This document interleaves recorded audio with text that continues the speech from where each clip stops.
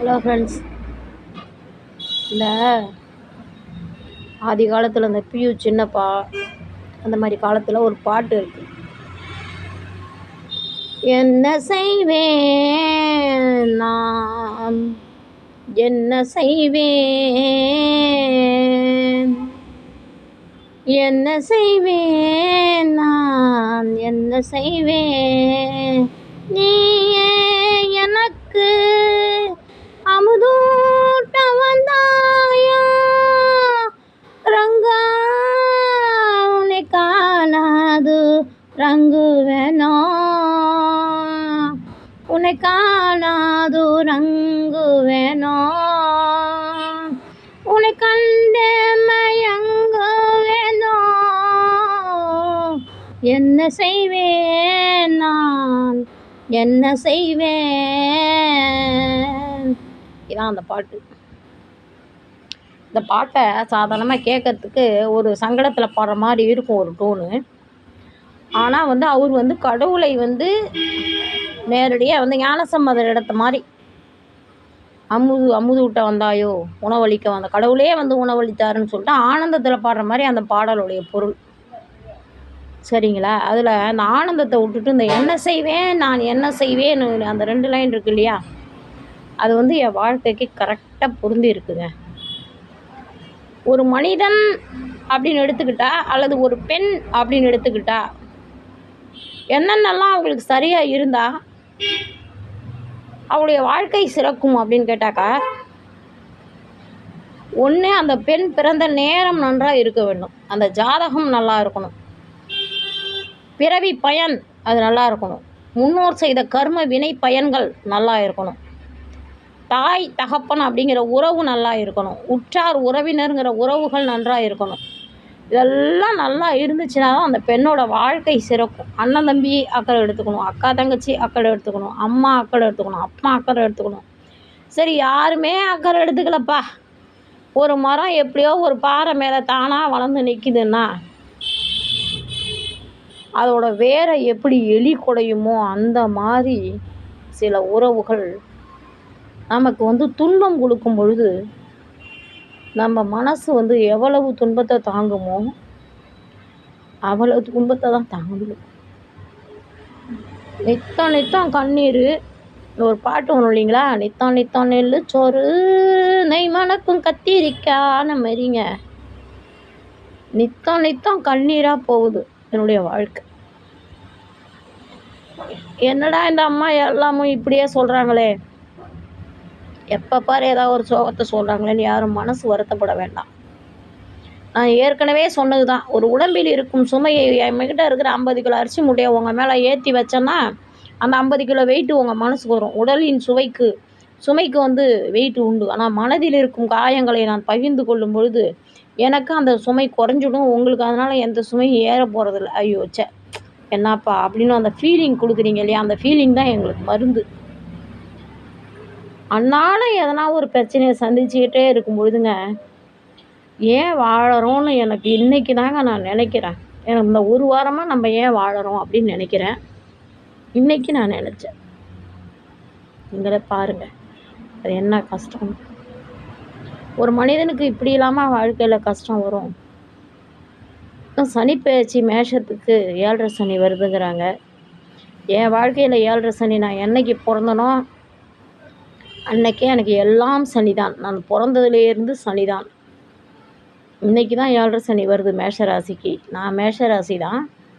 ஆனால் நான் என்னைக்கு பிறந்தனோ வாழ்க்கையில் அன்னையிலேருந்து சனீஸ் தான். என்னை சுற்றி இருக்கக்கூடிய அத்தனை உறவுகளும் சனிகள் தான், பீடைகள் தான், தரித்திரியங்கள் தான். நீங்களே பாருங்கள், எனக்கு அழுது அழுது கண்ணு ஓஞ்சி போச்சு. அழுது ஃபஸ்ட்டு என்னமோ சொல்லுவாங்கள்ல, எதை நினைக்கிறது எதை மறக்கிறது அப்படி தெரியல ஃப்ரெண்ட்ஸ். டிப்ரெஷன் தான் கொடு. நம்ம எதை நம்ம சரி நம்மளால் முடிஞ்சதை நம்ம செஞ்சு நம்ம பார்த்துக்கணும்னு நினைக்கிறோமோ அதுவே நமக்கு கோடாரியாக அமைதுன்னு நினைக்கும்போது ரொம்ப வருத்தமாக இருக்குது. ஒன்றும் இல்லை அந்த பொம்னட்டிக்கு. நான் செத்து இந்த சொத்தெல்லாம் எடுத்துகிட்டு போய் தான் பெரிய பொண்ணுக்கிட்ட சேர்க்கணுன்னு அவங்க திட்டம் போடுறாங்கன்னு மட்டும் வெளிப்படையாக தெரியுது. அதான்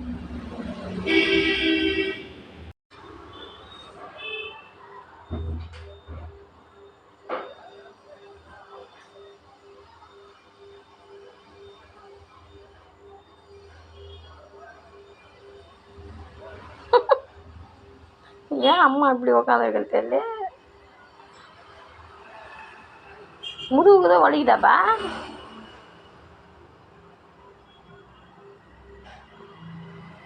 இன்னைக்கு காலைல 4 மணிக்கே எங்கள் வீட்டில் சண்டை ஃப்ரெண்ட்ஸ். அதனால் ஒருத்தருக்கு ஒருத்தர் கருத்து வேறுபாடு. என்ன சண்டைன்னு கேளுங்க. உப்புமாவுக்கு உடச்ச நொய் இருந்திருக்கு. அது ஒன்றும் ரொம்ப புழுக்கெல்லாம் இல்லை. அப்புறமா வேணாலும் இதுலேயே நான் ஆட் பண்ணி காட்டுறேன் பாருங்கள். இப்படியெல்லாம் 4 மணிக்குங்க பாத்ரூமுக்கு ஏஞ்சிது. பப்பு வந்தான். ஏஞ்சா விடிய காத்தால 4 மணிக்கு இந்த நொய் புழுத்து போச்சுமா, கீழே கொட்டலாமா அப்படின்னு கேட்டாங்க.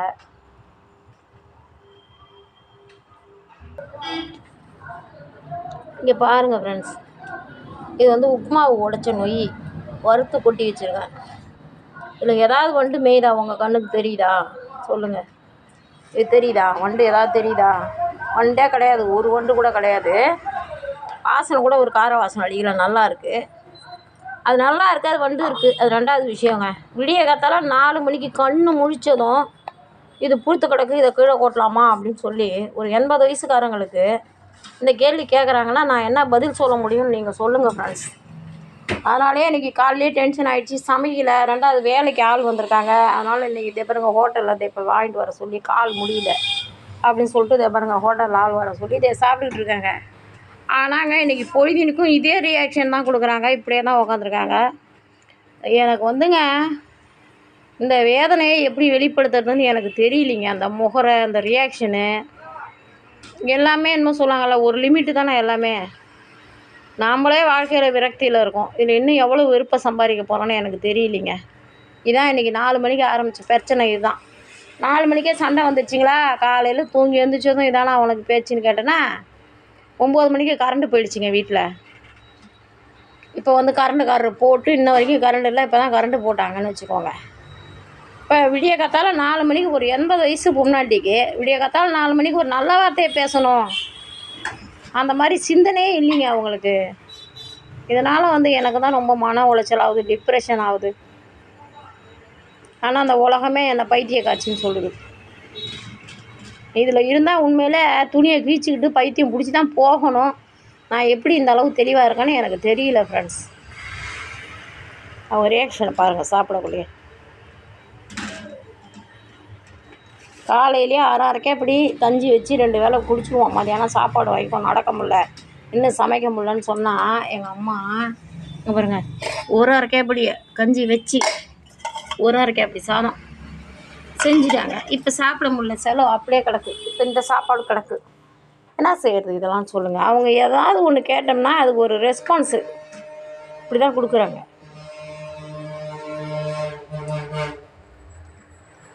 இப்போ தெரியுதா முன்னாடி சொன்னது ஏன், என் கண்ணில் ஏன் இந்த கண்ணீர் அப்படின்னு இப்போ தெரியுதா உங்களுக்கு? ஆக்சுவலி இது எதுவும் நாங்கள் வந்து இந்த சில பேர்லாம் அந்த திவ்யா கள்ளச்சி மாதிரி ஷூட்டிங் எடுக்கலை. கல்யாணம் 4 கல்யாணம் பண்ணி ஷூட்டிங் எடுக்கிறது, மூக்கில் பஞ்சை வச்சுக்கிட்டு போன மாதிரி ஷூட்டிங் எடுக்கிறது, அதுனா கண்டென்ட்டு. என் வாழ்க்கையில் எதுவுமே கண்டென்ட் இல்லைங்க, எல்லாமே தானாகவே நடக்குது. நான் கண்டென்ட்டே எதுவும் போட தேவையில்லை, தானாகவே நடக்குது. இதே நடந்தால் எப்படிங்க இந்த நெஞ்சு வெடிக்காமல் இருக்குன்னு எனக்கு தெரியுது. என்ன சொல்கிறதுன்னு தெரியல.